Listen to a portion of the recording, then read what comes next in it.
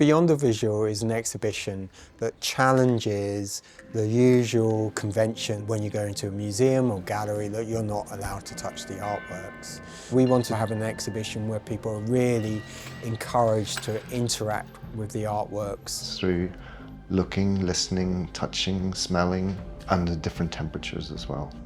It's the first major UK sculpture exhibition where blind and partially blind people have been deeply involved in the curatorial process and have produced the majority of the artworks. My name is Ken Wilder, I'm an artist, I'm a writer, and I'm co-curator of the exhibition Beyond the Visual. I'm Clare O'Dowd, I'm research curator at Henry Moore Institute. My name's Aaron McPeake. I'm an artist and a researcher and a co-curator of the Beyond the Visual. There are historical examples of exhibitions that have been mounted for blind and partially blind people. Curated solely by sighted curators, they only had sighted artists. Instead, we're saying blind artists should be fundamental to both the curating and exhibiting works. That was one of the rules that we set out in the project from the get-go, that the majority of participating artists would be blind or partially blind. And there's been a long consulting process. We ran several workshops in the first phase of the project where we talked to blind and partially blind gallery visitors and a whole range of industry professionals. So we had artists, we had curators, we had psychologists, we had educators, we had disability advocates, we had disability activists involved in those consultations, and they were absolutely crucial in the curatorial decisions that we made. Things that make it easier for blind and partially blind people tend to make it easier for everybody. If you make access to your building easier for one group of people, then it makes it easier for everyone. I use lenses, so if I need to look at something, then I'll get the telescope out. But in this case, I haven't had to, because I can get so close to everything. There's carpeted areas around every plinth, and you can step onto it and interact with the artworks. Also, all of the works are audio described. And in the case of Serafina Min's piece, the work is the audio description.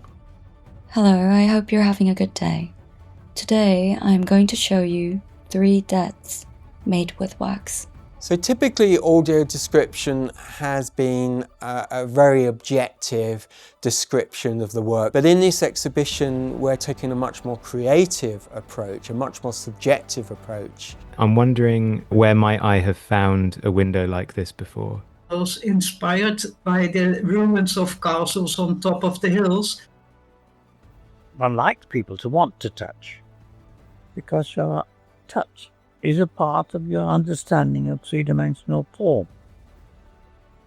White socks and shuffling hands stick out of a large pink curtain. The one I'm most excited about at this moment in time, because we've just unwrapped it, is David Johnson's Nuggets of Embodiment, which is such an ambitious project. David is completely blind, he's lost all of his sight, and he has been working on a project to create 10,000 plaster biscuits. They're identical to a digestive biscuit. They have words stamped into them and the Braille text.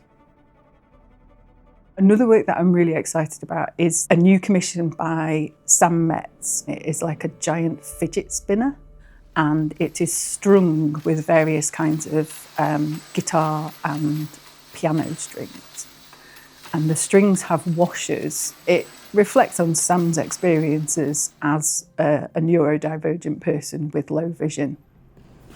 We just feel that actually, this is a much richer engagement than the engagement which is somehow distance, where you always have to step back from the sculpture. You see it at a distance. You can't physically engage with the work. Access is for everyone. It's not for just for people with an impairment. These things benefit everyone. My experience of talking to and working with people who are blind and partially blind is that they haven't lost their interest in art. So it's up to us to make that easier. Beyond the Visual until 19th of April 2026. It's free to visit at Henry Moore Institute, Leeds. The exhibition is the culmination of a 3-year research collaboration between Henry Moore Institute, University of the Arts London and Shape Arts. It was funded by the Arts and Humanities Research Council's Exhibition Fund.